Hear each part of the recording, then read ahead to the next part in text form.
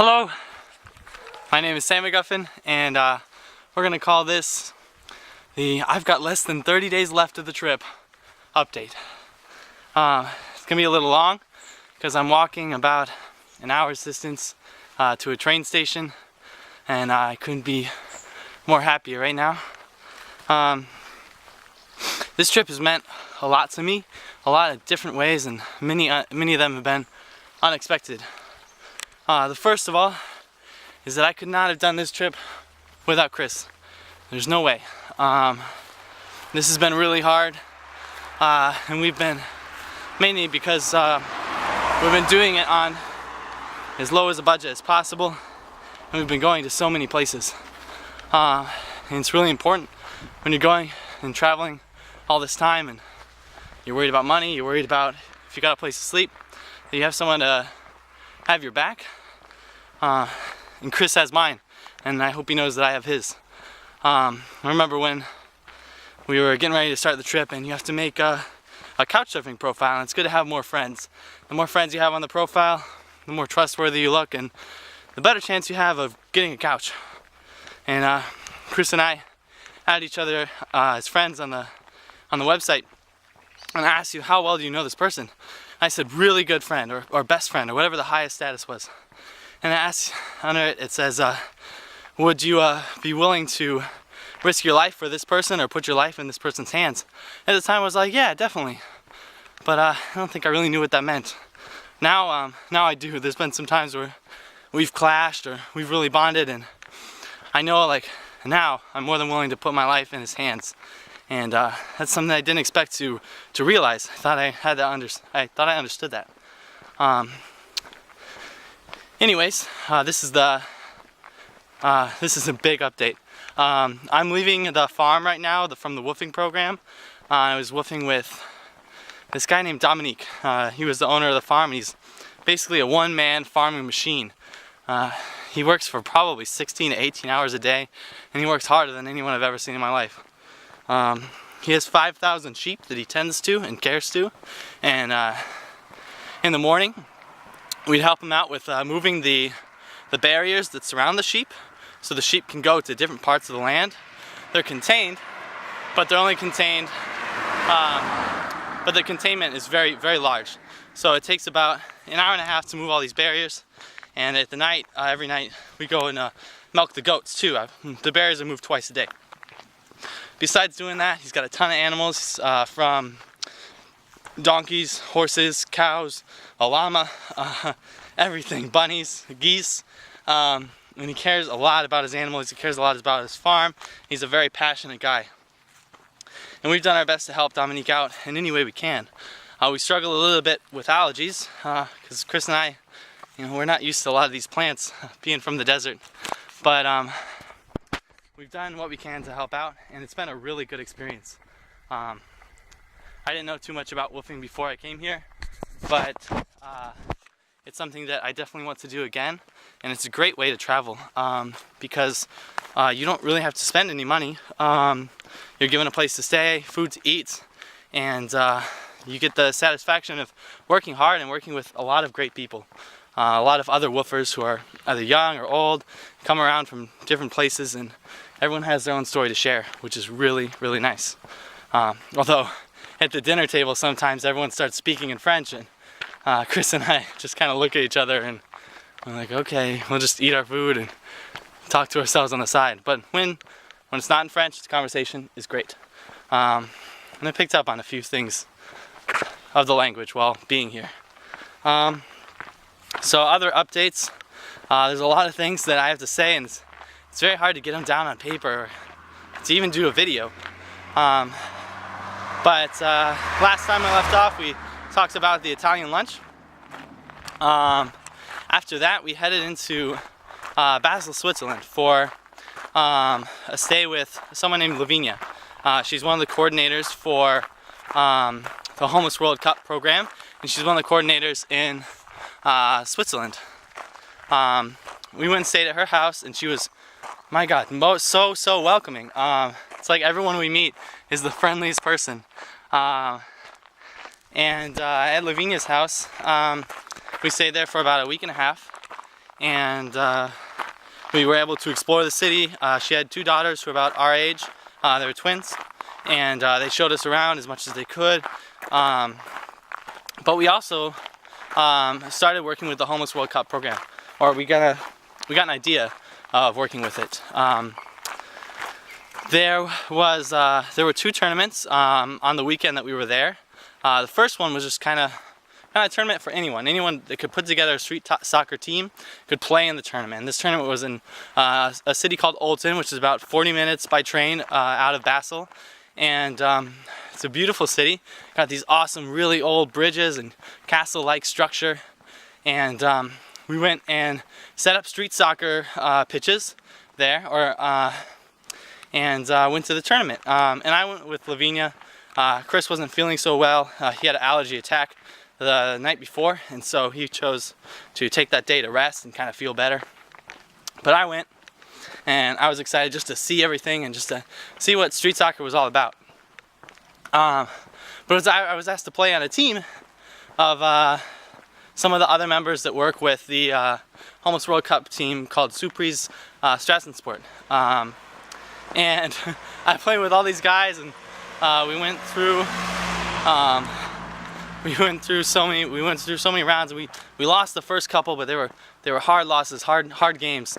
And before we knew it, we started winning.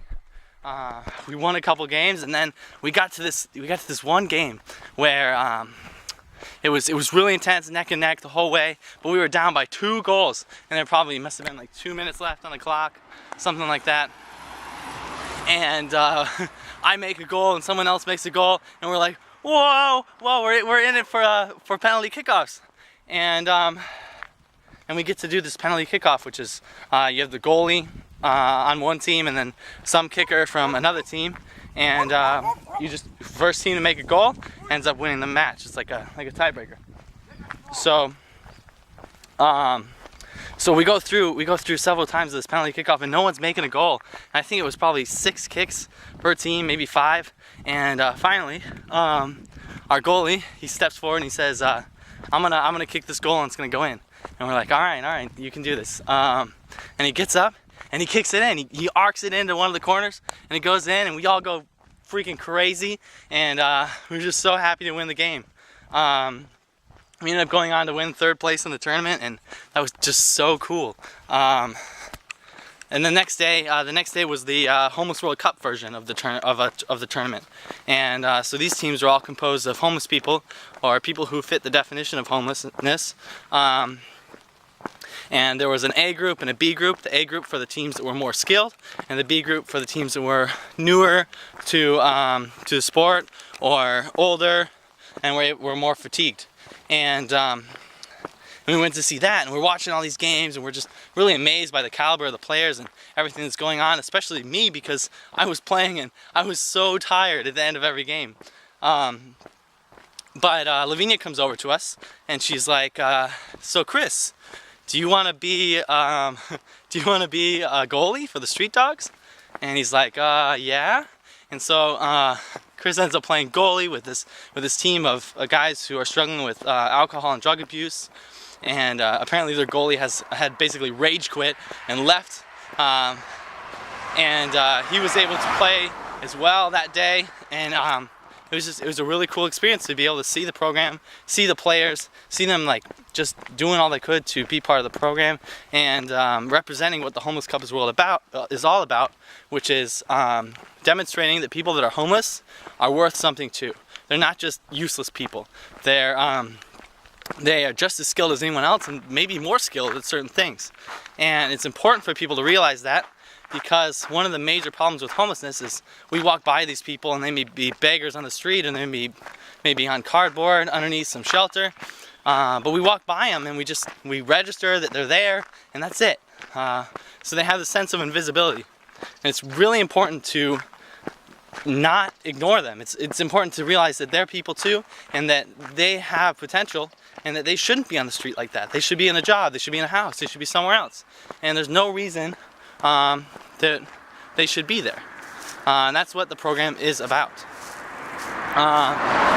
So anyways, we stayed in Switzerland for a while longer, and with our awesome host Lavinia, and then we were out to Sweden and later to Budapest. Little update on Sweden. We had a great tour in of one of the major hospitals by my grandpa's friend Kirsten. She kind of showed us around. She's a breast surgeon there, and I know it's not related to homelessness or any of that, but it was nice to kind of go in and see something that there's a major industry, obviously the healthcare industry in America, and having an understanding of that and going in and to see the differences that the Stockholm program had to offer. Other than that, Stockholm was so beautiful. It's the kind of place where Chris calls it a paradise because in the summer it's the perfect weather for jeans and a t-shirt. It's just so perfect, and we were lucky to have sunshine every single day we were there. And as we walked around, everyone's so friendly on the streets, very happy, everyone's smiling, and it seemed a lot like a paradise. And I know that it had a really big impact on Chris and Chris's outlook on Europe and how he sees things in general. But I don't really want to talk about how Chris has been feeling because that's his job to do, and if he doesn't want to share it, he's writing it down in a journal. Anyways, we go to Budapest, and it's the complete opposite of Sweden. Nothing against Budapest, but we get there and it's just hot and sticky. Well, even in the time we get there, which was midnight, and we get in a cab, and this guy drives, oh my god, he probably drives 120 miles per hour. I think he was going 140, 150, 160 kilometers per hour down the highway because there's no one on it, and if there was someone on it, he'd blow by him. And we asked him what music he was listening to because it was like this dubstep techno stuff, and he's like, yeah, I mix my own music. And we're like, cool, man. As we're like gripping the seats like white knuckle because there's no seat belts in this taxi, and we're just hauling it down the highway. And what was most surprising for Chris and I is normally when you see a red light, you start to stop. This guy was not stopping for a red. He maybe tapped his brakes for one of them, but otherwise he would hit the gas a little harder. But we made it okay to where we were staying, which was a college for social workers. It was in between two different homeless shelters, and the guys were pulling up. He's like, you know, this is the ghetto, right? And we're like, didn't know that. He's like, you guys got to be safe here. And I'm like, so should we watch our back? Should we watch our stuff? What do we need to do? And he's like, oh no, it's not that bad, but it's the ghetto.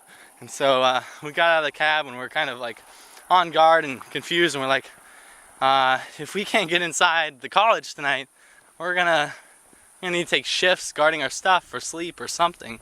But luckily we were able to get inside and get into our room and start our time in Budapest safely and okay. Just as a side note, in general, we've been fairly safe this whole trip. Some cities obviously feel safer than others. Stockholm, I feel like I could have walked with money covering my body, and no one would have taken it. It just felt really safe. Other cities have felt, so and so, especially certain areas. But for the most part, we felt really safe here in Europe. Which is weird because normally as a traveler, you're a little more on guard than usual. At least that's how I feel. But yeah, we felt very safe, and that's something we didn't expect. I'm not going to really spend too much time talking about Budapest right now, so I'm going to transition into just kind of some things that we expected versus what actually happened, items that we've needed, items that we haven't needed. I'd like to start by saying that this big backpack that I got on me, this guy right here, I probably didn't need it. Probably didn't need a bag that big, which is very strange to say because we're traveling for a total of 84 days and we're already over 50 days in. But no, I don't think I needed a bag this big. I have a sweatshirt and a jacket. I don't think I needed both, and those are both very, very cumbersome. The flip-flops, those pink guys right there, I don't know if you can see them. Those guys I've used a lot. Water bottle, used a lot. Towel, that's been a godsend. And I picked up a small traveling bag in Munich too. It was given to us at the Homeless World Cup tournament. And so I picked that up, and that's really nice because if we're staying somewhere, we can leave our backpacks in the hotel or hostel or friend's house and just take that bag around. And it's very, very nice for easy transportation. But yeah, I don't think I needed a bag this big. I think I could have got away with just a backpack and maybe 2 or 3 changes of clothes. A lot of times Chris and I wear the same clothes, this may seem gross, for 3 or 4 days in a row. And it's just because it's easy to do. They don't end up smelling too bad. And we're not here to dress to impress.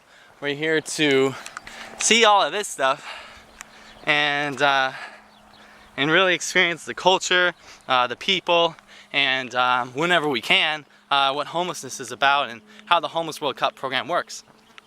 And to do all that stuff, we don't need to look, you know, really fancy. I brought a kind of like a guard for like a sink, so it won't drain. You can fill it up, and you won't need to. It won't drain, so you can wash your clothes in it. That totally didn't need. Most places we can find a washer, and if we're really lucky, we can find a dryer. If that doesn't work, we can throw our clothes in some water and hope they dry somewhere. But we've only had to, or I've only hand washed my clothes one time. That's it. Every other time, it's been with a washer and a dryer, or just a washer. And so with that in mind, I don't think we needed to bring bungee cords or clothespins to hang our clothes. We didn't bring clothespins, but we did bring bungee cords. Let's see. Socks and underwear, those are necessary. Flashlight, that's a big deal, especially when you're at a hostel and you wake up early in the morning to catch a flight or catch a train or catch a bus, and there's 7 or 8 other people in the room that you're in, and you don't want to turn on the main light, and you don't want to walk around blind and hit things, so you have your nice handy dandy flashlight. That's been very useful. The bed sheets, I have a bed sheet that I bring with me, and Chris has like a very light sleeping bag. Those have been really nice. A lot of times, or maybe not a lot of times, a few times, beds that we've stayed at have been kind of dirty. So it's nice to put down your own sheet that you know is clean or semi-clean and use that. It's a nice comfort to have. Although I remember for most of this trip so far, I've been trying to be really good about when I eat things, like health-wise. So if something drops on the floor, I won't eat it. I'm not trying to take as many risks about getting sick as I can. And or like if like a fly landed on something, I wouldn't eat it, or things like that. Just very little things that I may not have normally done, but I was just trying to take really good care of myself, because if I get sick, it's gonna be kind of dangerous. But since we've been at this farm, the kitchen has probably 100 to 200 flies in it, and they just swarm around everything. And we eat a lot of bread and cheese. We leave the bread out on the table all day, and the flies just swarm all over it. And you know, we just eat it, because you want to eat food, you have to eat something. And we eat a lot of bread and cheese and wine here. And I don't know if that fits the France stereotype or not, because that's just mainly been Europe in general. It's a lot of cheese, wine, and bread. It's been really nice. What else? I had a list written down. I decided to do this one kind of as an improv thing, because I feel I get a little nervous when I have to follow a list. I'm forgetting things, and maybe I'll go over the list like just quickly on another video, or I'll put it up on the blog.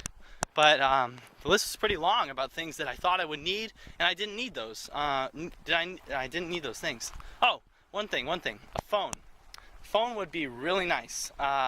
There's a lot of times, even for getting Wi-Fi access, you'll go on and be like, oh, thank God there's gonna be free Wi-Fi here. You go into like a store or a hotel or McDonald's, and you're all excited because you don't have a phone, and you need Wi-Fi to get a map or to find where you are, and you've been walking for a couple hours, and so you're really excited because this place says that it has free Wi-Fi. And so you get to it, and it's like, oh, some additional information may be required. And so you open up your browser, and your browser pulls up this web page. It's kind of like the security guidelines, and you need a username and a password. Now there's the option to make a new username to register, and you say, oh, well, okay, that's not too bad. I'll go ahead and do that, and you do that, and it says, thank you very much for your information. Wait for the confirmation code by SMS, and you'll be able to enter your username and password because it will give it to you. And then you say, darn, I don't have a phone. There's no way I can get this SMS code. And you may try Google Voice. You may try it, but then you realize you can't get on the internet to access your Google Voice account. So having a phone is very handy. There's other reasons why a phone is handy, because you may need to call something, you may need to call someone, and it's a different way to get information. You may need to call your bank account to get some funds transferred or something else. But if you don't have a phone, you can't do any of these things. You can try and do it by Skype or something else, but if you don't have Wi-Fi, there's no option there either. And initially, Chris and I we didn't bring our phones with us, and we didn't do that because we needed to save money. Both of us are doing this on a really low budget, and well, it's made this trip a unique experience and fantastic in its own right. It's also made this trip, like I said earlier, very hard. So we found out from people that have traveled and used their phone and all that stuff that it's actually not that bad. I haven't done the more advanced research on it to really see or know things, but what I've heard is you just buy a SIM card in the country you're going to, or maybe for several European countries, and you're okay, you're able to use it. And so I don't know what our additional costs would have been if we were using our phones. Maybe it's better that we didn't for this first time, and maybe it's better in general as a experience away from media, because we haven't used our phones for over 50 days. I haven't touched a phone besides at a phone store, like I guess, like, Europe's version of T-Mobile called Orange, at all. And I guess that's kind of been good, kind of cleansing or something to do. Anyway, I'm gonna wrap up this video log. I'm hitting 22 minutes, and it takes a long time to upload these videos. Still got a ways to go on this walk, but that's okay.